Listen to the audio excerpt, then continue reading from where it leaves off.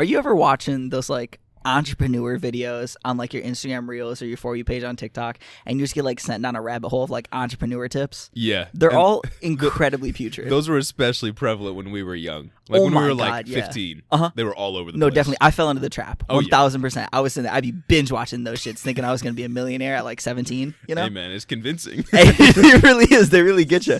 But anyway, you always hear the tip. 80% of, not even the tip, you always hear the stat that 80% of small businesses fail within their first year. And it's like their marketing thing to get you to buy their courses or whatever. Of course. Masterclass. See, now I'm starting to have ulterior motives for the pod. You know what I mean? No longer is this just about like spreading our political message, trying to like radicalize some more people, get some more people on our side. That's never what it was about. It's also about me just wanting to make it to a year so that I can shit on 80% of entrepreneurs, like annoying entrepreneurs in the comments. You know, maybe we are the entrepreneurs.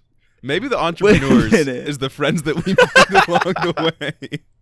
That's crazy. No, those are very convincing videos. They get a lot of young people. Bro. They got me. They had me by the balls. But we're going to make it longer than them. Facts, we got it. We'll make it longer than 80% of small businesses. Two socialists have the entrepreneurial spirit. For real, maybe more than they do. Maybe Mr. Wonderful was right. Maybe inside every socialist there is a capitalist screaming to get out. Maybe Alpha M was right. Maybe competition works because I'm just doing it to compete with these guys so I can be better. Yeah, out of spite, exactly. Out of spite, just to dunk on people. I mean, if you've been following us on social media, you know that we've gotten more and more putrid with our responses. Oh my god, dude. At some point, we're just going to start being straight up disrespectful. At some point, we're going to start an Instagram and just start shit posting on the timeline. Keep a lookout for it. Exactly.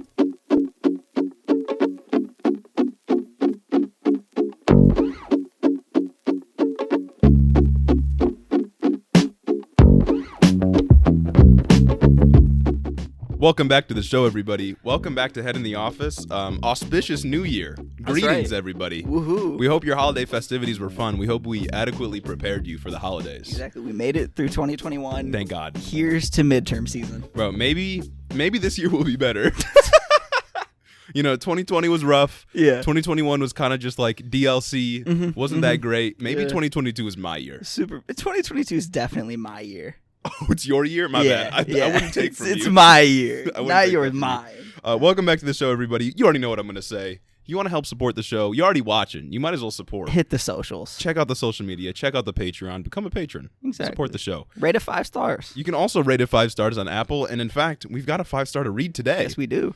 This 5-star review. They're getting more consistent. That's true. And we like that. They're getting more consistent. Leave a 5-star review on Apple. I think you can do it on Spotify now, too. But I don't think you can leave a review. You can just rate it on Spotify. So go rate on Spotify. Shout out Nikki 9 Lives. Do both. Just flood the servers. Exactly. Anyway, we got a 5-star review to read today. This one's subject line, My Dudes, by Billy Sloot. Ooh. They say, thank you guys so much for starting this podcast. It has become my favorite podcast, and I had to become a patron after the first episode I listened to. Excellent. Y'all got to learn something. Exactly. Hey. I'm pouring myself out for the Patreon today. Please keep doing what you're doing, and I can't wait to watch the pod grow and expand to new listeners. Keep it up, y'all. Yeah, new year, new me, and I'm just a fucking capitalist. Exactly. Just a ruggedly individual capitalist. Throw back to the cold open. We're entrepreneurs now. This is an entrepreneurship podcast. Anyway, thanks, Billy. I really appreciate it. I appreciate you telling our new listeners, of which we've actually got some. We've got a bunch of new listeners in the past, 3 weeks too, which is kind of crazy. Patreon.com/headintheofficepod. Check it out. That's right. And also TikTok. Hit up Head in the Office on TikTok. Anyway, loaded episode today. We got to talk about some of the stuff that the CDC has been saying, kind of wild. We'll talk about Ron Desantis a little. I won't spoil anything. Yeah. We got to talk about gerrymandering and elections. Ghislaine Maxwell's verdict is out. Got to slander Hillary Clinton. And I think we got some talk minimum about some wage local talk. Michigan law. Local Michigan news, because we're local politics kind of big guys. Michiganders over here. Anyway, let's hop right into the episode with a COVID update. Okay.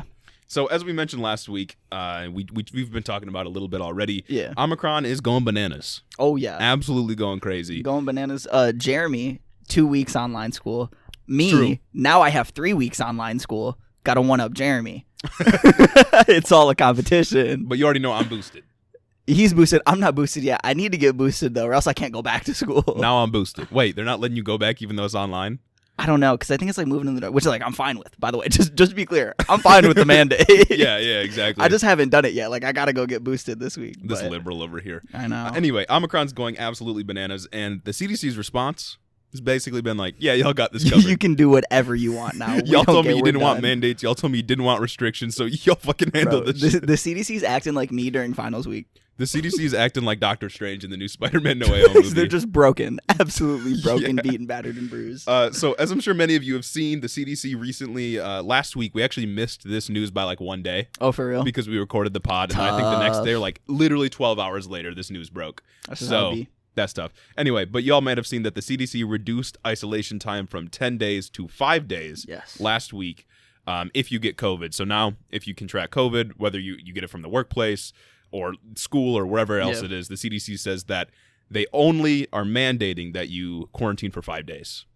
And according to Dr. Fauci, the reasoning for this is to keep society functioning. They literally cited the economy. Yeah. It's the economy. That's why we did it. Not the science is why we did it. And I just absolutely hate how it's vindicated so many conservatives. Just the whole pandemic, the way that the pandemic has progressed in general, from base COVID to Delta to Omicron, and how virulence has changed, how different like aspects of the variations have changed. Conservatives are like, I've had it right from the start. Okay, yeah, kind of a little bit, like 2%, but for the wrong reasons. Yeah. Like, you shouldn't feel validated if you got it right for the wrong reasons. You know what I mean? Yeah. And that's all that's been going on recently. They literally failed upwards. Yeah, they're just like throwing shots in the dark and kind of hitting them. Broken clock is right twice a day. That's right. But yeah, it does, this decision does just like confirm all of their suspicions. And it's like, the liberal establishment in this case is just playing directly into their hands. Oh, yeah. And the conservatives are seeing it and being like, yeah, exactly. See, now you don't trust the scientists. Yeah. What's different about you not trusting it and me not trusting it, huh? Yeah. But if you don't know what we're referencing, this decision from the CDC came only days, or like literally 1 day, after reports of Delta, the airline company, not the variant, and other industries lobbying the government to change guidelines so their corporations could get their workers back to work faster after they've been diagnosed with COVID. And the CDC usually releases like a bunch of data anytime they make a change. Like anytime masking guidelines change, they'll usually cite like increased vaccine numbers or like changes in the variant or whatever it may be. I'm not a scientist. But from what I've seen, this is literally, it's just like an economic decision, which they shouldn't be making, by the way. It's not their job to guide the economy. Thrown out the check that they got as the data. And like Gage already said, a lot of right-wingers are just saying that this like confirms everything that they were already thinking about. Yeah. Like the government is just trying to, control you with COVID, and the mask mandates are just a way to control you. It's all social control. They don't actually care about your safety. And it's like, in this case, they literally don't. No, yes. And it's also like any time that the real science, not this science, changes on something, they're like, oh, we were right the whole time. Exactly. We were right you weren't right the whole time. Like, science changes, experiments happen, we learn new things, we adjust. Or that's how you do proper science. Or how they're still saying that at the beginning of the pandemic, Fauci said to not wear masks for like a week. Literally for 2 weeks, he said, let's not wear masks. And then data came out, just demonstrably true that masks work. They're still citing one sentence from like February 2020, like literally 2 years ago. I remember Michael Knowles went on some like show and debated Hassan, and that's about masks, and that's all that he talked about. Was the one time that Fauci and the CDC said, guys, we don't know about masks yet. Yeah. So first of all, I hate that this CDC decision just makes them feel like they were right. That like the CDC is just listening to big business interests, which in this case they are. And to be fair, the entire government always does, but not in the way that they think. Not because they're like upholding a cabal of Democratic pedophiles like Anthony Fauci and Bill Gates. Not because it's the New World Order really pulling the strings. It's because it's literally just what capitalism does. Yeah. But my second point with this is what a lot of like conservatives, or just about all of them, are failing to understand is that sometimes business interests and workers' interests align by accident. Yeah. Like, for example, with the vaccine, businesses supported vaccination because it got workers back to work. That's profitable for them. And that's also good for workers because not getting sick in the workplace is good. And they're not dying. Exactly. They still have a labor pool to pull from. Yeah, exactly. And it could, at least when the vaccines were first created and started to proliferate, gave us kind of an idea of like getting back to normal, although that clearly didn't pan out. But then That's also why you see businesses supporting things like getting rid of unemployment benefits. Yeah. To force people back to work. Yeah. Like, they don't want to look at that either. Yeah. And see that that's also the case. A vast majority of the time, business interests do not align with workers' interests. Exactly. But in the vaccination case, they did, and masking as well. But when it comes to quarantine time, similarly, less time off work means getting people back into the workplace and more profit for businesses. They're only going to think about profit. So in this case, of course, they're going to support a 5-day quarantine time instead of 10. And you know this is absurd because the CDC literally admitted the decision was to get people back to work. And we can look at other countries that are implementing more restrictions when we're implementing less. Pretty much every other country. Yeah. I know the UK reduced their quarantine time to 7 days. Wow. But I guess there is some data that like the viral load goes away after 7 days, or like is so reduced that it's like not contagious, or you can't get other people infected. But from what I've seen, 5 days is just not enough. Facts. But it's literally just, profit. Delta wants their profit. Economics. Big economics podcast Big over economics here. Number one entrepreneurship podcast. And in addition, more COVID news. Just a few days ago, the U.S. broke the record for most cases reported in one day ever out of any country. Wow. With almost 600,000 cases reported. It was just under that, like 500,000 something. With only 4% of the population. With only 4%. We broke the record for most cases reported in one day. Again, higher than any point of the pandemic for any country on Earth. Fun stuff. And we're just barely locking down. Yeah. Like, even the lockdowns that have, if this would have happened in 2020, like, again, it happened to a lesser extent. Everything was shut down for a while. A whole year of online school. Maybe we shouldn't have, like, released those restrictions. We definitely shouldn't have released those restrictions. One, and we've been saying that for a while. But two, like, it's just not politically feasible for anybody to implement the restrictions again, so they're just not going to do it. Yeah. And you may be saying, maybe on a nationwide level this is true, but what about state by state? States can do their own thing. Joe Biden said there is no federal solution. So maybe it's a state solution. Did you see that? Yeah, I did. Joe Biden said there's no federal solution after running on a strong federal solution needed to stop the pandemic. Yeah, maybe it is Let's Go, Brandon. Maybe I'm joining the movement. Literally a 180 right there. Yeah, maybe I'm joining the movement. Completely. Anyway, but Florida, case in point, for example, has almost doubled its all-time cases reported in one day on their own. Wow. And they've also already doubled their previous 7-day average peak. So they're struggling right now. Jesus Christ. And if their previous graph is any indication, you can like just look it up on Google, just like look up Florida COVID cases or whatever. The death spike followed like 2 weeks after. Yeah. But hopefully that doesn't happen with vaccines now. But they also did it like several months ago. Yeah. They've broken their record like every time there's a new peak. So I think they've broken their record. Yeah, they've broken their record so many fucking times during the span of the pod, and we've covered it so many times. Yeah. Florida's struggling. Not a good state, by the way. I've seen the take. Florida's the best state for COVID. It's not. No, God, no. It's not. I saw somebody tweeted about like AOC was in Florida or something with her boyfriend, and some congressman tweeted like, "Oh, all these liberal politicians talking about it, then lollygagging freely up in Florida, the best state for COVID." Like, dog, please shut the fuck up. Shut up. Please shut the fuck up. Jesus. And I know exactly what you're thinking. What's on everyone's mind right now? What's Ron Desantis up to? Yeah, what is he doing? What's his strong state level response? Florida government. What is he doing? As the governor of Florida. Exactly. So news reports have said that previous to the recording of this pod, Ron Desantis was absent from the public eye for almost 2 weeks. Okay. As cases were skyrocketing and local governments were becoming overwhelmed. However, our favorite governor, he resurfaced on December 31st. Oh. And he held a press conference where he said that Miami was preparing for the Orange Bowl college football game. Not preparing for COVID. No. Preparing for the Orange Bowl. An event that will absolutely be a super spreader event.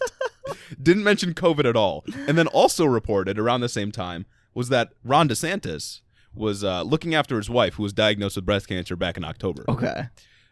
I love how this dude just threw his fucking cancer patient wife completely under the bus. He's just throwing her right in front of the issue. Like, sorry, I gotta go deal with this. Like, yeah, absolutely, yeah, you can go deal with that. Yes. But don't throw that shit in the public eye. Don't like put the blame on her for your lack of a response going on. Like, yeah, you have a right to be absent if one of your family members has like an illness that you need to help them with. It's like the Pete Buttigieg paternity leave thing. You know what I mean? Like, yeah, you absolutely have the right to go do that. Yeah. But like, don't go throw it. Pete didn't throw his kids in front of the supply chain crisis. Bro is so evil for just blaming the lack of state response on his wife.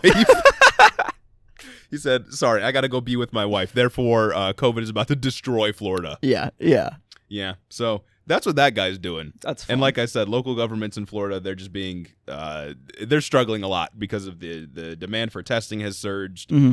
Schools have had to like reinstate mask mandates, which I feel like was Florida the state that said that you can't. It can't happen, or they'll withdraw funding. I don't know trying what to do the update is with that. I don't know if they're still withdrawing funding from them, but that'd be crazy. That's interesting, especially considering Florida has like some of the least restrictions around. Inner city school already struggling, doesn't have enough money, already poor, less money from the state. Oh, you want to keep your kids alive? Yeah. You want to keep your kids in school? Sorry, not allowed. Let me just yank a couple $1,000 from you. Yeah. Anyway, I think that sums it up on COVID. Not looking great. Probably going to be, well, there definitely won't be another set of lockdowns if the CDC's recent decision is any indication. Yeah. But there should be. Absolutely. Absolutely. And I feel like people don't really understand what a lockdown is. Like, we never actually had lockdowns here. Because you could still like go to the grocery store. You could go to Buffalo Wild Wings. You could still do whatever you wanted. You could still get your jalapeno poppers from Applebee's. You just had to wear a mask. Yeah, you just had to wear a mask around. We never actually had lockdowns. Like, an actual lockdown would be like the military taking control of production and like everyone's staying in their house for 2 weeks and you could like order groceries that are sent to your house. Yeah, through the military. The military would deliver orders or groceries to your house. All that we had was Walmart's not 24 hours anymore. Yeah, but that's not going to happen.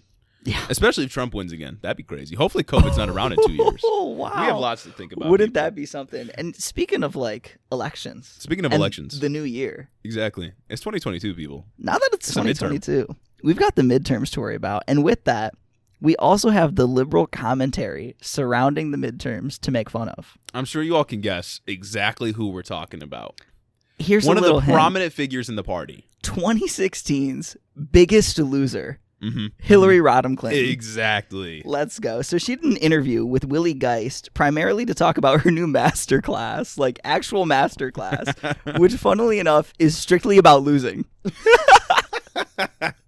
You may think, Gage, that's harsh. That's kind of harsh. Like, how is it about losing? That can't be about losing, It's right? titled Resiliency. In the ad for the masterclass, they talk about how she read. She's reading her the speech that she would have delivered if she would have won in 2016. Oh.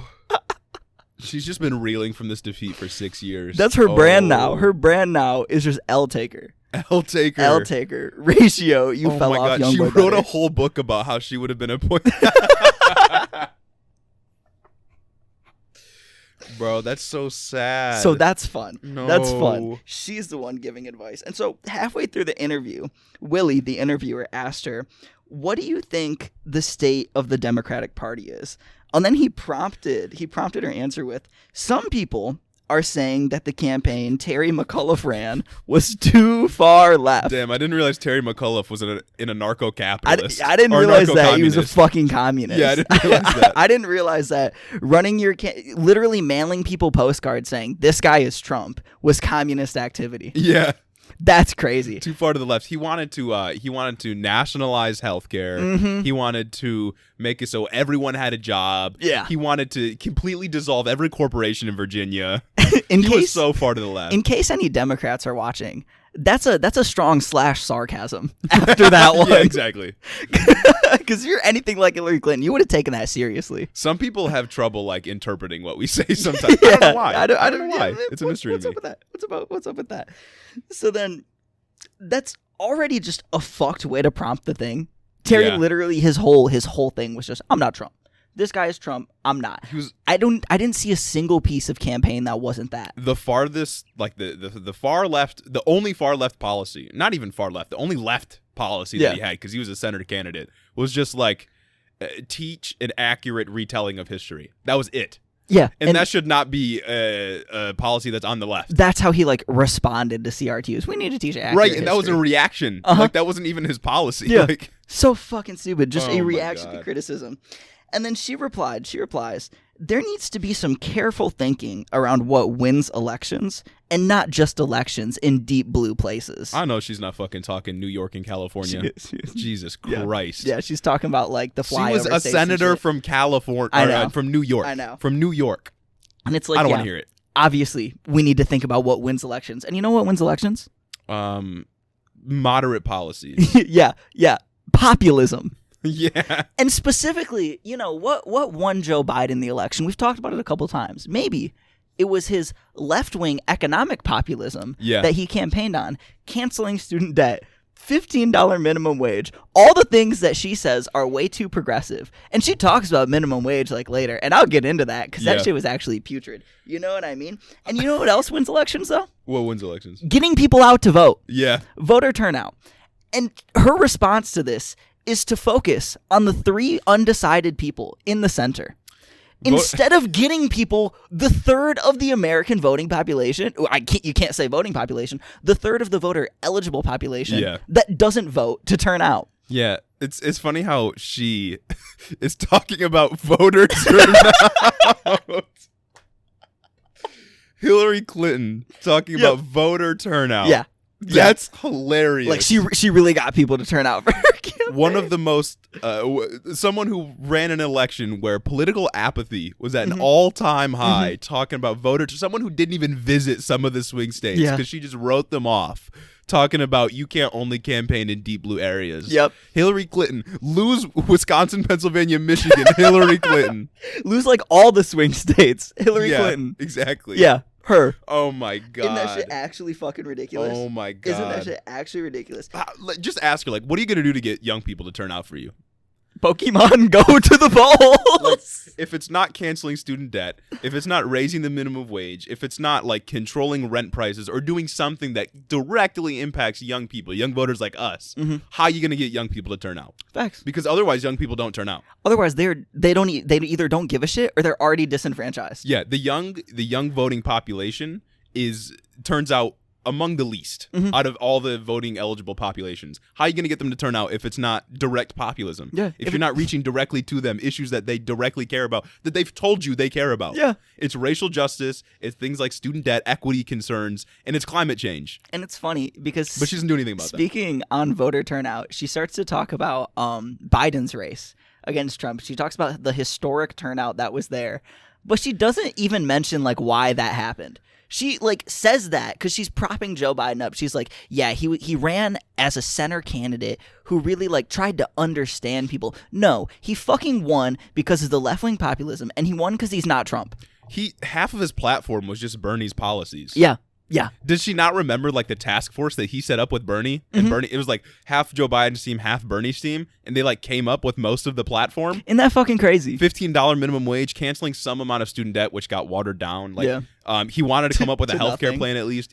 He talked a little bit about reforming immigration, even though that clearly didn't pan out.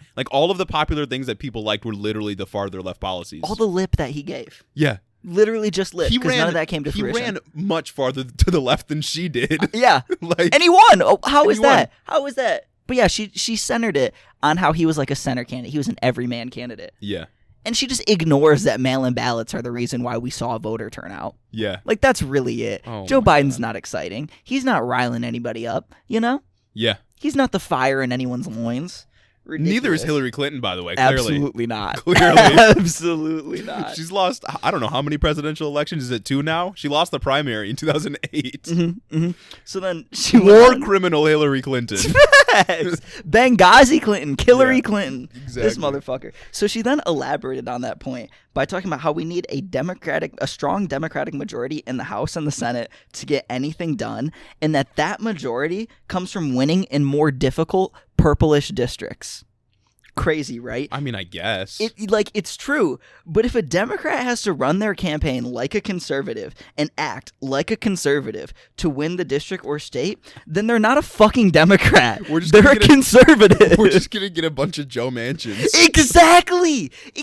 That's my biggest point right here. Is that she's just completely ignoring the state of the Senate right now. Yeah. That's how we have the majority right now, is Democrats acting like conservatives. And surprise, surprise, they're just conservatives. Why would she not want the party to just further adopt the left? Yeah. If you just fully embrace the left, the party is more united and you have less situations where Joe Manchin just controls fucking everything. And this framing also assumes that it's the progressives that are holding people up, because she's saying to elect more liberal candidates. Yeah. And not even liberal in the American sense of the word. Right.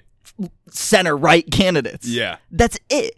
That's it. You're just furthering the divide within your own party. Yeah. Because clearly she just wants to get rid of the progressives because they actually hold Yeah. the party accountable to get things done. Especially when things are so polarized and you have an insane Republican that's running basically on just a platform of fear, like, brown people are coming to take away all of your stuff, Democrats are going to destroy the economy, yada, yada. How are you going to run a center campaign and excite anybody to vote for you? That's why Terry McAuliffe literally got clapped. Yeah. Because he didn't excite anybody. He was just like, I'm not Trump. That's why Phil Murphy almost got clapped. Yeah. That's why he narrowly won. And she talks about Phil Murphy a little bit later. I'll get into that. But first, before we talk about that, I want to talk about the most atrocious quote that she dropped throughout this whole interview. You want to know what that is? What is it? You want to know what it is? What is it? She said, I understand why, when talking about like progressives and how we need less progressives, she said, I understand why people want to argue for their priorities. That's what they believe they were elected to do. What do you mean by that? What do you mean? What do you mean that's what they believe they were elected to do? They were literally elected for their platform. That's what got them there. That is their campaign. Yeah. She's just giving away the game that to them the platform does not matter. How you get elected is one thing, and then what you actually do to keep and maintain your power is another thing. This is why everybody fucking hates Democrats. Yeah, this is why everyone hates liberals. She just spat in the face at every voting person, anybody who voted for her by saying, we don't give a shit about what you want. We don't give a shit about how we lied to you during our campaigns and then don't deliver. Because we can just blame that on conservatives when we lose in the midterms. No, that's literally all they do. It's it. They're controlled opposition. Maybe it's good she lost. It's not to Donald Trump, yeah. but like she is a horrible human being. Oh my God, yeah, actually the worst. I understand why so many people were just like, I'm not fucking voting in 2016 because Hillary Clinton is a god awful candidate. Mm-hmm. I mean, I guess marginally better than Donald Trump. Like at least not openly racist, mm-hmm. but like holy shit, man, this is why so many people hate liberals because she's so terrible. Yeah. It's like dog. And she's like, this is what the Democratic Party should be. A party that doesn't excite anybody, that just sits in the center, which is really just on the right, mm-hmm. and just protects business interests while, sending billions of jobs overseas. Like, that's all she fucking wants. And it's like, just with all this, who the fuck are you to give advice here? Yeah. You know what I mean? You literally ran the most liberal campaign in 2016 and took an L to Donald Trump. Mm-hmm. You lost to the non-politician candidate. She had such a fucking lead, and she fumbled it. Yeah. Like, theoretically, she had such a massive fucking lead, and she just threw that all the way. Why don't you Pokemon Go into retirement and shut the fuck up? Please, just stop. I'm sick of it. And I was looking in the comments of that video. This is personal. I was looking in the comments of that video, and there were so many people like, God, I just love her so much. She's really just doing the right. She just fucking made fun of you in the middle of the interview, said that you don't matter, said that her platform during elections doesn't matter. Yeah. She starts talking about, like, I'm all for vigorous debate, but the debate shouldn't be done in the public. Why? Right? Politics is in the public. She said that debate shouldn't be done, like, in the public eye, and it was, I didn't fucking write it down, but it was for some reason, like, then people think that the process is more muddy than it is. Bro, the process is pretty muddy. Then you are just hiding how muddy the process is. She is quite literally a mud monster. You are literally advocating for lying to the public. Yeah. What's going on with that now? She embodies the reason that people say DC and Washington is just corrupt. Oh, yeah. Like, she is corruption. Hillary emails. Corruption. Like, that was real. Yeah. It's not just a meme. There was some fuck shit in there. She's so awful. I hate her It's so just much. a continuation of the recent liberal trend that is blaming all of their fuck-ups on progressives. Oh, yeah. You know what I mean? That's a trend that has spanned all of history. Oh, yeah. And you know how she, like, doubles down on that? How? She started talking about Bill Clinton's presidency, and all the things that he passed when he had all the change. Yeah, her husband who actually fucking won his campaign. I know she's not talking about Bill. We could so easily dunk on her in a personal manner. Why isn't Bill doing this interview? Yeah. Why isn't Bill talking about winning elections? Oh my God. Imagine she's on the pod talking this shit to us. No shot we're ever getting any politician to like be a guest. Not after all this. Not happen. After all this. But anyway, she starts talking about Bill's presidency and all like the bills, like actual like legislation that he got passed while he had all chambers of Congress. And then she said after he did that, they lost the Senate and the House. Like the midterms, everything flipped. And then she said Obama, when he was president, had all three chambers. After they did all that legislation passing, after they passed all these progressive policies, because she framed them as progressive. Bro, you're telling me the ACA was progressive? Yeah, she framed that shit as progressive and said, implied that that's why they lost the House or the Senate or both in the midterms, as if one of the first thing you learn in a high school politics class is that during the midterms, it's common for the House to flip. That's just how it goes. And it's common for the Senate to flip. It happens in almost every presidency. Donald Trump was an outlier for keeping all three chambers the whole time. Yeah. Like, that's just what happens. Well, he didn't keep all three chambers. He lost the House in 2018. Yes, he did lose the House, but he kept the Senate and shit. But, like, that's just how it works. Yeah. Like, shit usually flips in the midterms. It's not, like, a thing to be surprised about. You have to actively fight against it. Mm-hmm. But she knows that a lot of people don't know that. Yeah. And she's going to use it to blame progressive policies. Like, oh my God. And then she started talking her shit about, like healthcare. She started talking about shit about how, like, Hillary care healthcare. Yeah, just fuck her. Bro, how's she going to talk about all the progress that got done, like, between 2008 and 2010 when literally nothing happened? Like, I mean, there was an economic stimulus package, which had to happen, or, like, the United States was literally just going to explode. Which you were recovering from the Great Recession. Yeah, like, there was no option. You had to do that. Just like we had to do the American Rescue Plan and, like, the previous COVID bills.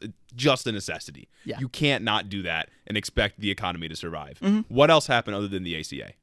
No fucking idea. Nothing. Absolutely no idea. Like, maybe people don't turn out for Democrats in midterm elections, which already have low voter turnout compared to general elections anyway. Midterms people just don't care as much about midterms as they do about the presidential election. Maybe people aren't turning out for Democrats because nothing actually progressive is happening. Like, substantively progressive. She is the embodiment. She is the embodiment. There's a scene in that new movie, Don't Look Up, where the scientists are briefing the president on, like, the fucking meteor that's about to kill everybody. And he says, yeah, but it doesn't really poll well. Did you watch that yesterday? I didn't. Okay. But I just heard about that scene. Okay. And, like, yeah, she's the embodiment of that president. Like, the real life figure. It doesn't poll well, so. Well, it is a woman president. You think they're just parodying her? I haven't seen the movie yet. I don't know. Maybe I'll watch it later today. But that's I haven't seen it either. Hopefully they're just dunking on her. Like, we're dunking on her right now. Facts, exactly. This is the Hate Hillary Clinton podcast. This is the Hate the Clintons podcast. I hate them both. Facts. Anyway, my last point on this interview. Keep in mind, I only watched 10 minutes of the interview. You're a hate watcher, dog. I only watched like 10 minutes in the middle because I was looking for a specific clip that I saw, and I just like went from there. You're the most hateful motherfucker. Anyway, she starts talking about Phil Murphy's narrowly successful New Jersey gubernatorial race, saying that it's not enough now to run on accomplishments like raising the minimum wage, because Phil Murphy got the minimum wage in New Jersey raised from $12 to $13 an hour, which is like pretty good, but not enough still. Yeah, of course. And it's still like, whatever. Yeah. I mean, it's an increase. It's an increase, and it's like a decent wage compared to the rest of the country. Yeah. It's almost double the federal minimum wage at $7.25. Yeah. Like, what's up with that? But anyway. Done for them, I guess. It's not enough to run on accomplishments like raising the minimum wage, and Democrats have to find a better way to market their ideas in the Fox News era, which, yeah, in a sense, I would definitely agree with. But the obvious answer that she's ignoring is to stop adopting right-wing framing for every issue that involves progressives. Because anytime something with progressives come up, they just go full reactionary and full conservative. Yeah. And it's to just start pointing out the absurdity in a lot of the conservative positions. You know how easy it is to talk your shit about Marjorie Taylor Greene, Paul Gosar, fucking Matt Gaetz, and Madison Cawthorn? Yeah. But none of them do it because they're so obsessed with the idea of like civility and like respectfulness in Congress. Well, none of that shit matters when the other side doesn't operate in good faith. Here's the thing is that liberals like Hillary Clinton are more afraid of the far left, or what they consider the far left. They're more afraid of them, people like AOC and Bernie, than they are of the Republicans having a trifecta. Well, yeah, because the only class consciousness in America is class consciousness for the rich. Exactly. They are like their interests are more aligned with the Republicans. Like the Democratic establishment, their interests are more aligned with the GOP than they are like with people like us. Yeah, their personal financial interests specifically. Yeah, absolutely. And like when it comes to Democratic messaging and the $15 minimum wage and all that, the thing is that when it comes to all of our progressive agenda, whether it be $15 minimum wage, action on climate change, education, anything, you have to get those things done. Yeah. And like not just for messaging, but because you have to get those things done if you want the economy to improve, and you have to get those things done if you want to actually tell people you did something for them. Yeah. But then on top of that, the message has to be not that the far left is going to destroy everything, but that you're going to die if you vote for a Republican. Yeah. Like that has to, the messaging can't just be like, look at all what we did for you. Clearly we can't even do that because we haven't gotten anything done other than the American Rescue Plan. But if Democrats want to win, it has to be, look at what we did for you. I'm going to continue to do more. Also, the Republicans literally want to destroy the fucking country and make it so you don't have water. Like, that's what you have to say. Literally just point out the absurdity. Like, that's why you see so many fucking leftist content creators blowing up recently, too. It's because they're just making fun of them. In the age of the internet, if you want young kids to turn out, come on now, just start bullying congressmen on the floor. Call Donald Trump fat. Like, say something. Like, just do it for the... If the Democrats do it for the culture. If moderate Democrats, the liberal establishment, spent as much time attacking the GOP as they do attacking the progressive wing, we would be winning every fucking election. Oh my God, I know. And if they even in the broken electoral college, we'd be winning. If they just spent that time trying to actually get this shit done, because that's another reason they can't campaign on accomplishments. They don't have any fucking accomplishments to campaign on. What are we going to campaign on in the midterms? The only thing they can claim is the shit progressives talk about. Exactly. And it's like, the thing is, the shit that they do get done, like the American Rescue Plan, not the American Rescue Plan, the infrastructure bill, the bipartisan infrastructure bill, that doesn't excite people in the polls. No. I'm sorry. We absolutely need that. I'm not shitting on that bill whatsoever. I'm shitting on the messaging behind it, because that's not something you can tout in an election, because that's not something that directly affects people's lives right now. And it's not like, even if voters recognize that it's not going to directly affect their lives and they know it's a good thing, it's like, yeah, you're the government. Of course you're going to build my fucking roads. Yeah, you better be doing good what do things I pay if you're the taxes government. for? Yeah. Like, that's a given. Again, I've said this like the last 4 pods. Do you want to keep the water running? Do you want to keep the lights on? Then you need an infrastructure package every time there's a session of Congress. Like, every time new people are elected, every time there's an election, you need another infrastructure package. Like, it should be a yearly thing that we're just renovating our infrastructure. It's a no-brainer. Yeah. Why do you think other countries have such better roads, bridges, train tracks, everything? High-speed rail. High-speed rails. Why do you think everything is better in like countries in Europe or even in Asia? Yeah. Like, why? Like, it's because they actually renovate their infrastructure yearly, all the time. But we don't do that. China, massive infrastructure investments every year. Us, literally just a fucking fight every single time. Yeah. Between two wings of the same party. And like, what does Hillary Clinton want Democrats to run on now? Now that the only real accomplishment was the infrastructure package. She literally wants them to run on moderate liberal policies. But how? There's nothing to tote. I know. You exactly. have nothing to say that you got done. And it has been the pitfall of every liberal fucking campaign. They're only winning because of the leftists. That's it. That's it. That's the only reason they've ever won, baby. That's right, baby. Civil Let's rights go. Movement, they just jumped on that. Yeah. Like, every movement they latch onto, whether it's the civil rights movement, Black Lives Matter, anything else, the climate movement, whatever, anything. The movements are always so much farther left than the Democratic candidates that get elected because of them. Well, because they don't jump on them till they poll well. Yeah. Literally, that's all the Democrats are. They are the president and don't look up. Is it going to poll well? Is literally not killing these poor people going to poll well? I mean, that's what Republicans do too, but they tend to jump on shit like QAnon. And then they also lie. So and they also just lie. Spread massive amounts of misinformation. Democrats need to just start fucking lying.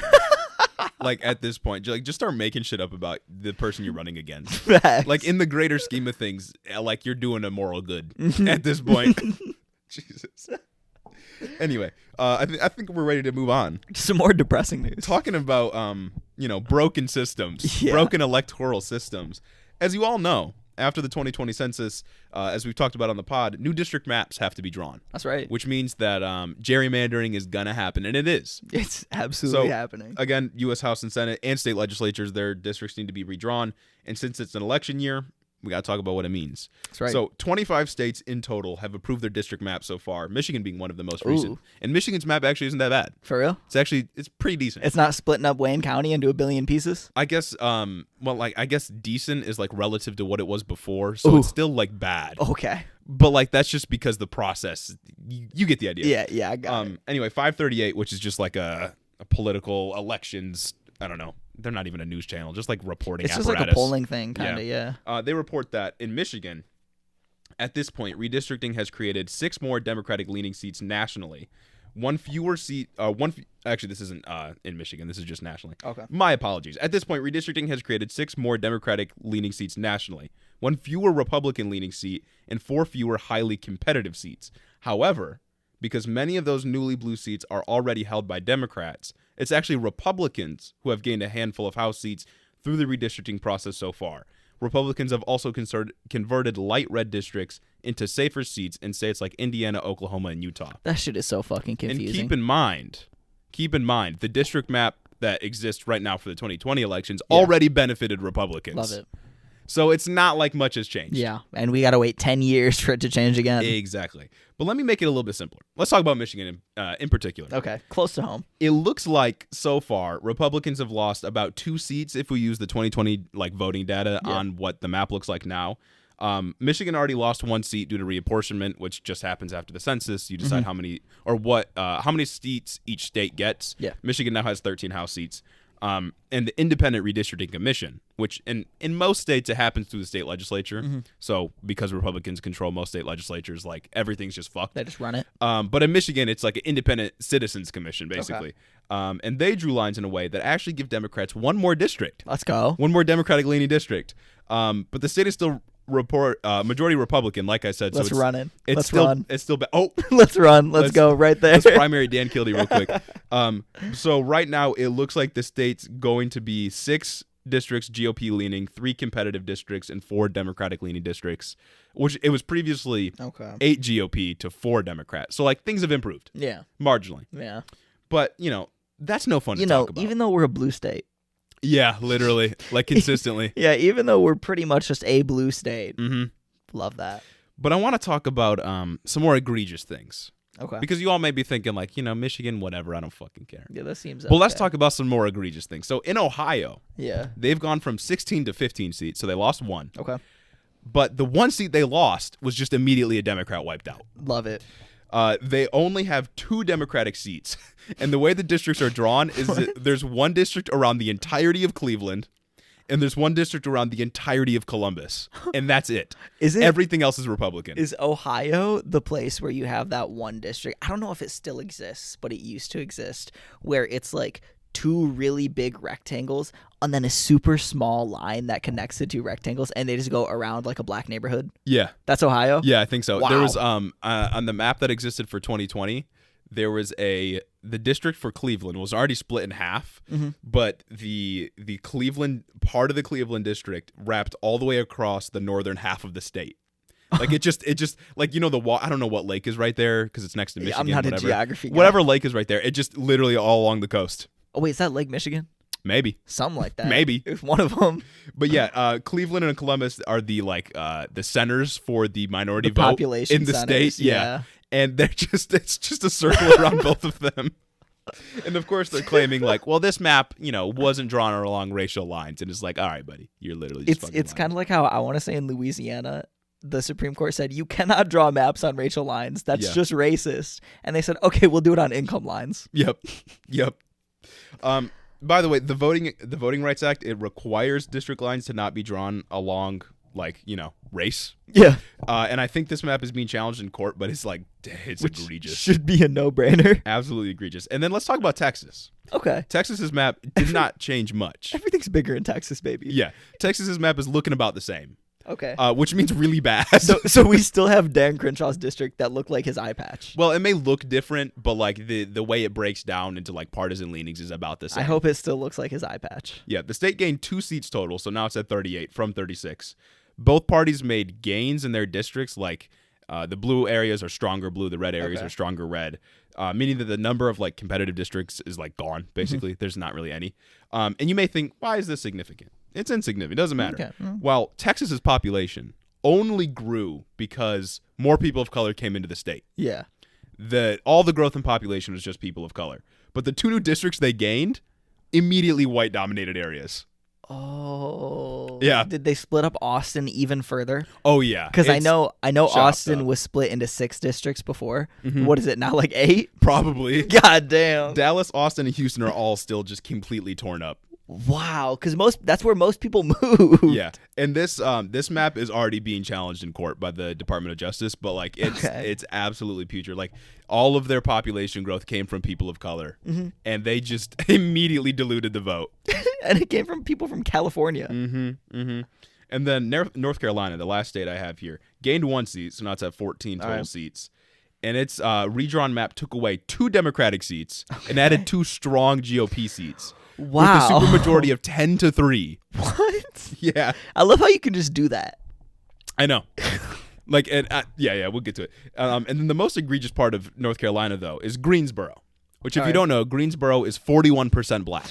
And I think it may be one of the most, I don't know what the word would be, diverse places in the state. Yeah. It's a city. So probably. It's very diverse. It used to be its own district. Greensboro was its entirely own district, and it was Democratic with a D+21 rating, which just means that Democrats had a 21% natural lead in the area. Okay. And in the new map, if you look it up, Greensboro is cut directly in half. Dog. And it comes out to 2 GOP districts, R+16 and R+20. So the people of Greensboro just literally their votes just don't fucking matter anymore.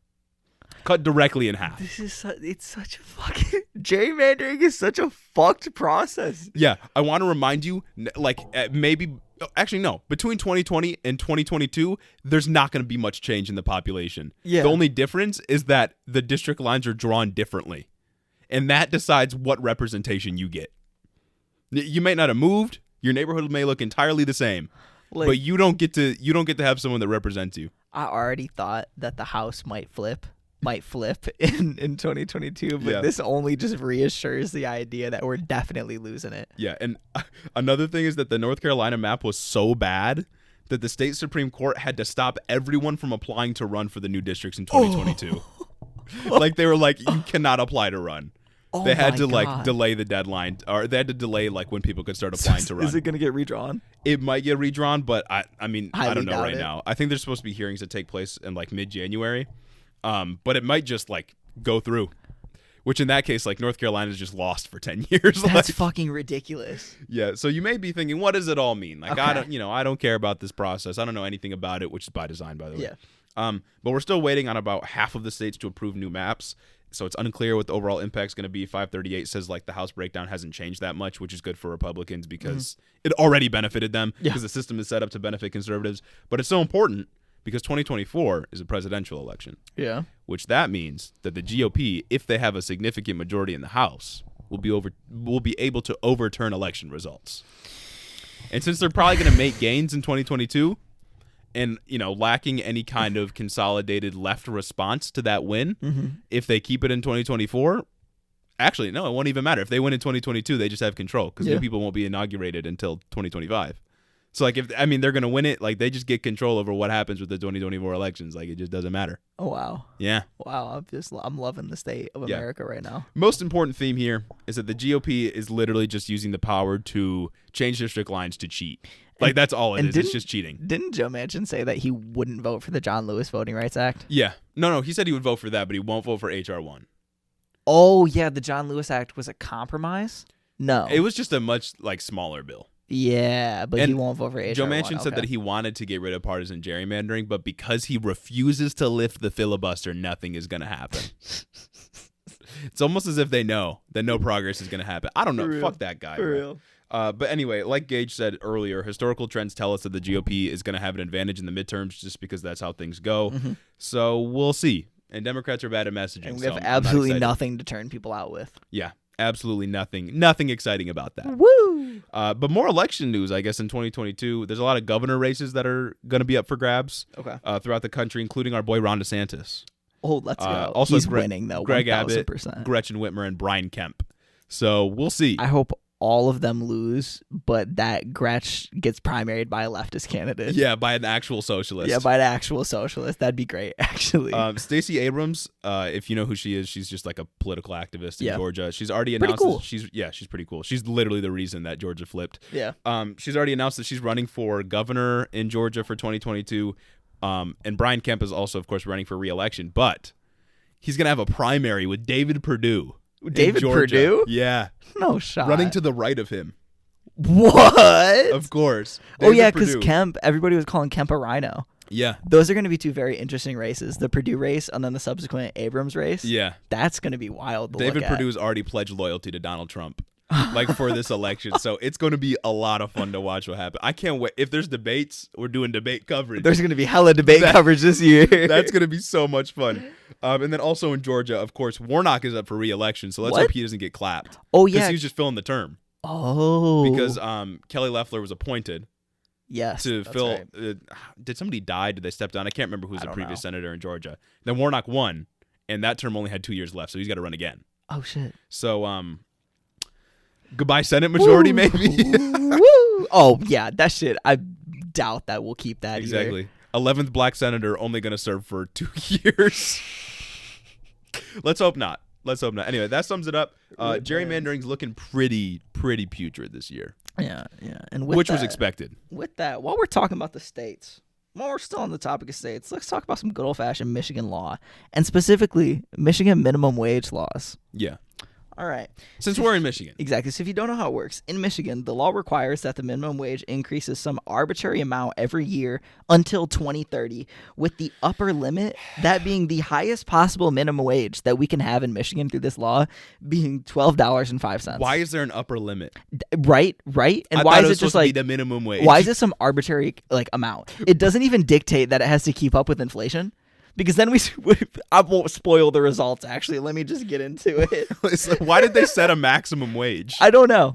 But anyway, we don't even have to hit that mark. We don't have to hit that mark by 2030. But it's the highest that we can go. That is ridiculous. Oh, my fucking God. So we could just increase it like a cent every year, which isn't too far off from what we increased it by.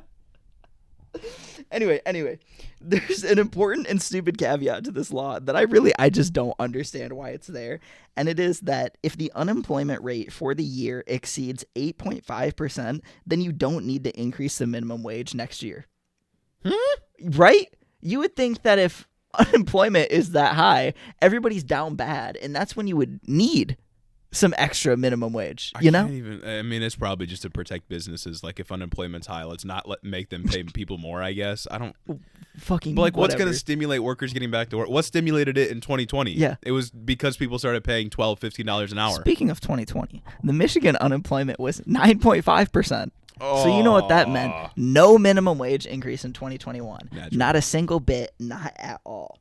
But now that we're Gucci throughout 2021, because we literally forced everyone to go back to work. So true. As of Thank God, by the way. January 1st, 2022, we saw an increase to Michigan's minimum wage. Now, Gage, how much is that minimum wage increase? How much did it increase? How much did it increase? Like, at least like $4, right? Let me tell you. As of January 1st, 2020, the regular minimum wage was $9.65 Really good. an hour. Wow. And now it is $9.87 an hour. That's a 22-cent increase. Really good. Let me break down the numbers for you. Moreover, assuming that you make minimum wage and you work 40 hours a week, you took home $386 in 2021. Before taxes, before you get clapped by taxes. Exactly. Before taxes. And then after the increase, you want to know how much you're taking home now? Weekly? How much? $394.80. That's a whopping $8.80 increase per week. That's not even 3 gallons of gas. Mm-mm. That's like a McDonald's meal. That's nothing. That's nothing. How are you supposed to afford anything? That's like a gallon of milk and 2 boxes of cereal. Yeah, and you're working 40 hours a week, so you can't work another job. Uh-huh. Or I guess they expect you to. Yeah, if you have the luxury of working 40 hours a week while you work minimum wage, too, because a lot of people just won't let you. They'll just only hire you part-time. Walmart. 40 hours a week implies that you get benefits. Yeah, but you won't. You definitely won't. You will only be No. part-time, baby. No. So that's fun. Right in an economy where we saw 6.8% inflation in November of 2021. That means that despite the increase, when we the minuscule increase, when we factor in inflation, minimum wage workers are taking home less money in the midst of a pandemic and a resulting global supply chain crisis where they need every cent of it. I mean, that's been the trend for what, the last 60 years? Oh, yeah, is that minimum wage hasn't kept up with inflation? Yeah, real wages have shrunk. Like your purchasing power has continually shrunk as inflation has increased, while minimum wage hasn't kept up with anything. While everything else, the price of literally everything has skyrocketed. And productivity. Don't forget that productivity has also skyrocketed. Oh, we're you so are productive. making your boss so much more money, but you are not seeing any of that. Or, sorry, correction. You are seeing $8.80 of that a week if you're a minimum wage worker in Michigan. Yeah. Isn't that crazy? But that's not even the tip of the iceberg. Because things get worse when we looked at tip worker minimum wage. I can't take more bad news. You want to know what the tipped worker minimum wage was in 2021? How much? It was $3.67 an hour. You want to know what it is now? What is it? It increased only 8 cents to $3.75. Jesus Christ. Isn't that crazy? Maybe you should get a better job. Yeah, well, maybe you should do that. Maybe you should just not be working a minimum wage job then, huh? Yeah, maybe you should get a better job. Yeah. Yeah, you ever thought about that, liberal? So I can't wait to see Gretchen campaign on this in 2022. Yeah. You ever thought about, just getting a better job? Yeah, did you ever thought about getting learning a skill? Yeah. Yeah. You ever thought about skills? Yeah, you ever thought about how, just about half of Americans are living paycheck to paycheck? Yeah, because they don't get paid enough? You ever thought about going into massive debt to go to college to get a degree that you'll still be making minimum wage with? I love how the response is always like, get a better job, rather than maybe the economy should be centered on like human happiness rather than people just being exploited all the time. Well, if you don't like how you're being paid, just get another job. They literally pay the same everywhere else. Or go pennies more. Get a better job. Yeah. Learn a skill. That's literally it. Yeah. Learn a skill. Like half of Americans. So I just love that. So just if you see on the news that Michigan has increased their minimum wage, just know that it literally ain't shit and does not matter. Yeah. I mean, and it was actually legal. They were legally obligated to do it. They had to. They wouldn't have done it out of the goodness of their own heart. And their minimum wage workers are still making less money than they were last year with inflation. Oh my God, this is abysmal. And of course, no federal change. Never. Absolutely never. Not. Absolutely not. No federal change then when we could have got it done. There will be no federal change between 2022 and 2024. So our next chance is maybe after 24. Yeah. Woo! Maybe corporations should just pay people more. Yeah. People always on this shit about like, well, burger flippers shouldn't expect to like get all their expenses paid for. Like it's just an entry level job. It's like, well, why the fuck does it exist? Yeah, well, maybe you should get that boot out of your mouth. Yeah. Yeah. Maybe you should start eating those burgers instead of the leather on those cops' boots. Exactly. The workers produce so much more wealth than they actually get. Exactly. I'm sick of this nonsense. I'm sick of this. Just pay people more. Thanks. Pay people more. What's it gonna hurt? It literally Jeffy won't. Bezos? It literally won't. Corporate profits saw a record increase throughout the pandemic. Yeah. You know what didn't see a record increase? Minimum wage. Wages. Just wages in general. There were no raises given out. There were only excuses to cut people off, to lower people's wages or fire them. Yeah. But you know what did increase and is going to stay increased? All the prices of goods that we've seen go up. Because that shit is sticky. Like the economic version of sticky. Like those are going to stay. They've already increased prices. Cereal has already gone up in price. Bread has already gone up in price. It's not going back down. Housing. Because they've already... Housing has gone up in price. Because they've already justified the price increases. Yeah. It's stupid. I absolutely hate it. People can afford less and less, and they're being paid less and less, and things are costing more and more. So that's the economy for y'all. That's right. Quick but economic that's crony check. Capitalism. Y'all just don't understand. Yeah. Apparently, we don't know the difference between capitalism and crony capitalism. It's the same thing. It's all the same thing. It's all just like matter. an advanced version of feudalism. Don't listen to those nonsense. Don't listen to that nonsense. Nah, not it. Listen to us. Yeah, we know what's good. We know what's good for you. Anyway, moving on to our last bit of news. More egregious news. Actually pretty good, but still egregious just like in context. Facts. Yes.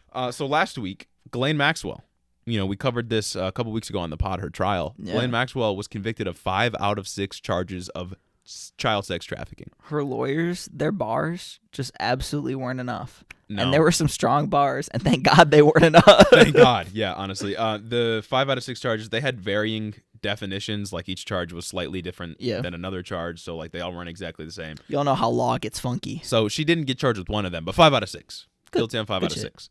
And so she faces up to 65 years in prison, but the judge hasn't said when the sentencing will take place yet. But for now, she returns to the Brooklyn Metropolitan Detention Center, where she's chilling. Oh, actually, I don't think she's chilling. I don't think she's chilling, because I actually have a quote here. Yeah, considering this quote. Maxwell will return to Brooklyn's Metropolitan Detention Center, where she has been held in isolation since July 2020. Maxwell has said that she has been served moldy food at jail, and that the smell of raw sewage has permeated her cell. Maxwell has also been subjected to water deprivation, hyper-surveillance by overbearing guards, and other unacceptable treatment in jail, according to her lawyers. I wonder why she's being, like, hyper-surveyed, you know? Yeah, that's a separate issue, why she's being hyper-surveyed. But all the other stuff, it just points to what we talked about either last week or 2 weeks ago when we covered how Marjorie Taylor Greene discovered the prison system. She's just realizing what it's like for every other fucking American. You know what I mean? I wonder that's if the only time they care. I wonder if like the mechanisms that Jeffrey Epstein and her used to gain a bunch of wealth also contribute to terrible prison conditions of which she is now facing. Yeah, and I also just wonder why this shit doesn't get covered until white women are the ones experiencing it. Yeah. Until the powerful white people are the ones that have experienced the prison system. They don't talk about the raw sewage that you smell. They don't talk about the water deprivation, any of this shit, when it's all of the fucking black people in for minor drug offenses, for weed possession. Even if they do talk about it, then it's always like, well, you shouldn't have gone to jail. Yeah, then it's okay. Then you should know the consequences for your actions. Exactly. That's like what you get because you're a terrible criminal that did a terrible thing. Know the consequences of your actions for being a terrible criminal who got caught with an eighth of weed. Yeah. Yeah. But in this case, the Guardian's just like, well, she's facing terrible prison conditions. It's like, well, yeah, maybe it's a fucking systemic issue that is literally at every fucking prison in the United States, like we've talked about before. Yeah, maybe we should focus on fixing this in other avenues that aren't the trial of an actual monster. Yeah, exactly. So, why is it that systemic issues are only brought to light when it's actual bad people? Yeah. Anyway, her lawyers have noted that she's expected to appeal the verdict, although I don't know if that's really going to do anything. Mm-hmm. But of course, naturally, suspicion of a deal has arisen. Okay. And people are wondering, maybe is she going to take a deal with the state to lower her sentence and like out some of the more, notorious figures that popped up in her trial? Yeah. People like Prince Andrew, people like the Clintons that we talked about today, Donald Trump, maybe more people. Hey, bro, I think she'd probably kill herself before any of that happened. She'd probably video game herself before she did that. I guess it's an article if like, or it's a matter of if the state like needs her to dig up dirt, like, because there was already quite a bit of dirt that popped up like on big figures like Prince Andrew, the Clintons, and Trump. And it's and also others. a matter if the state wants her to dig up dirt. You know what I mean? Hillary Clinton just needs more center Democrats to be elected so that they can cover up her actual crimes. Yeah.